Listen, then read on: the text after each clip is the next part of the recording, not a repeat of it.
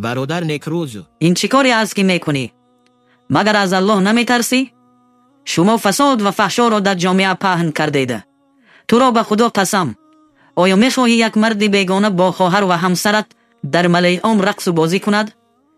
این کاری که تو میکنی پهن کردن فحشا و بی‌حیایی در جامعه میباشد و نسل آینده را بی تربیه و بد اخلاق میکنی. خطابم به این زن فاسق و بی‌حیا این است که این چه بد اخلاقی است با تن نیم برهنه در نزد یک مرد بیگانه رقص میکنی و تمام اعضای بدنت را میلرزانی. آیا پدر و برادرانت مرده اند که پیش راهی توی بی‌حیا را بگیرند؟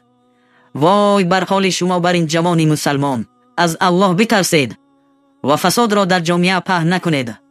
خداوند بزرگ در سوره نور آیت 19 وعده داده است کسان دوست داشتن فحشا را در بین مسلمانان پهن کنند در قیامت آنها را عذاب درناک انتظار است. اما شما فساد را دیده و دانسته در بین مسلمانان پهن کرده ایستاده اید. در فکر آخرت خود باشید.